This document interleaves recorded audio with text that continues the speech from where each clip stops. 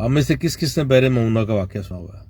اس واقعے میں 70 صحابہ شہید ہوئے تھے، اور واقعہ یوں پیش آیا تھا کہ ابو برہ نام کا ایک شخص مدینے میں آیا اور آ کے رسول مکرم صلی اللہ علیہ وسلم کے پاس آیا، تو آپ نے اس کو اسلام پیش کیا، تو اس نے نہ انکار کیا نہ اقرار کیا، لیکن اس نے کہا کہ ہمارے علاقے کے اندر کچھ صحابہ کو بھیج دیجئے، وہ وہاں پہ واضح و نصیحت کریں تو ہم سوچتے ہیں، بات کرتے ہیں۔ تو آپ نے کہا کہ مجھے ڈر لگتا ہے اس علاقے کے لوگوں سے، علاقے کے لوگ جو ہے وہ سخت مزاج ہے، نجد کا علاقہ تھا وہ۔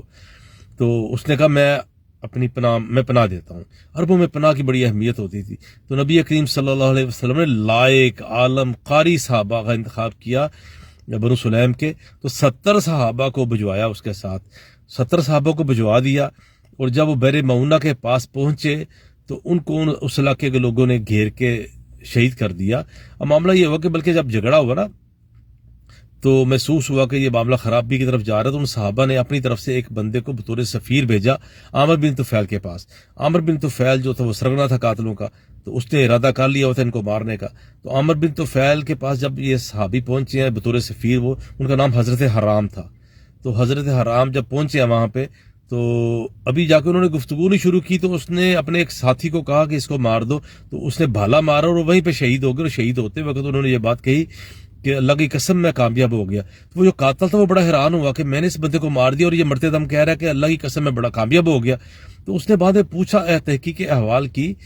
کہ کیا وجہ تھی اس بندے نے یہ بات کی ہے، تو ان کو جب پتا چلا کہ مسلمان شہادت کو فخر اور کامیابی سمجھتے ہیں، تو وہ صاحب جنہوں نے قتل کیا تھا وہ بھی مسلمان ہو گئے نا، وہ کیسی بات ہے۔ اب معاملہ یہ ہے کہ یہ واقعہ تو آپ نے سنا ہوگا کہ 70 صحابہ شہید ہوئے تھے، لیکن اس واقعے کا دوسرا پہلو یہ ہے کہ صحابہ بیان کرتے ہیں کہ نبی کریم صلی اللہ علیہ وسلم کبھی بھی زندگی میں اتنے غمزدہ نہیں ہوئے تھے جتنے ان دنوں میں غمزدہ رہے۔ پھر اس واقعے کا تیسرا پہلو یہ ہے کہ نبی کریم صلی اللہ علیہ وسلم نے 40 روز تک قنوت نازلہ پڑھی۔ قنوت نازلہ کہتے ہیں کہ نماز کے دوران ہاتھ اٹھا کے کسی کے لیے دعا یا بدعا کرنا، تو نبی کریم صلی اللہ علیہ وسلم نے 40 روز تک قنوت نازلہ پڑھ کے ان قاتلوں کے لیے بد دعائیں کی۔ اور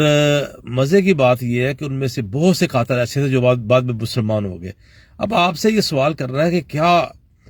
بندے کو اپنے قریبی ساتھیوں کو بارے میں پتہ ہو کہ یہاں پہ بھیجوں گا تو یہ واپس نہیں آئیں گے، یہ زندہ واپس نہیں آئیں گے، اور یقین بھی ہو تو کیا بندہ بھیجتا ان کو؟ یقیناً نہیں بھیجتا نا۔ اور نبی کریم صلی اللہ علیہ وسلم جتنا غم زدہ رہے، آپ کو علم ہوتا تو آپ کبھی بھی نہ ان کو بھیجتے، لیکن اپنے ہاتھوں سے بھیجا۔ دیکھیں غم کتنا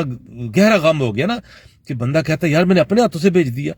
اپنے ہاتھوں سے، 1 2 نہیں، 5 10 15 20 نہیں، 70 صحابہ، اور 70 صحابہ بھی وہ جو عالم صحابہ تھے جن کو دین کا علم تھا، جو قاری تھے، دن کے وقت کام کرتے، روٹی روزی کا سامان کرتے، اور راتوں کو وہ تہجد پڑھنے والے لوگ تھے، مسلوں پہ کھڑے ہو جاتے۔ تو ان صحابہ کو جب بھیجا اور وہ سارے کے سارے شہید ہو گئے، ایک صحابی باقی بچے جنہوں نے آ کے بتایا کہ ان کے ساتھ کیا قصہ بیتا ہے، باقی سارے کے سارے شہید ہو گئے۔ مدینہ میں غم کے بادل چھا گئے، نبی کریم صلی اللہ علیہ وسلم 40 روز تک بد دعا کرتے رہے۔ تو یہ سوچنے کا ایک نقطہ ہے جو آپ کے سامنے رکھنا چاہتا ہوں کہ نبی کریم صلی اللہ علیہ وسلم کو علم غیب ہوتا تو کبھی بھی اپنے ہاتھوں سے اپنے ساتھیوں کو اس مقتل میں نہ بھیجتے، اور پھر اگر علم غیب ہوتا تو ان لوگوں کے لیے بد دعائیں نہ کرتے جن میں سے بہت سارے مسلمان ہو جانا تھا۔ تو یہ نقطہ ہے، اس کے اوپر آپ کو غور کرنا چاہیے۔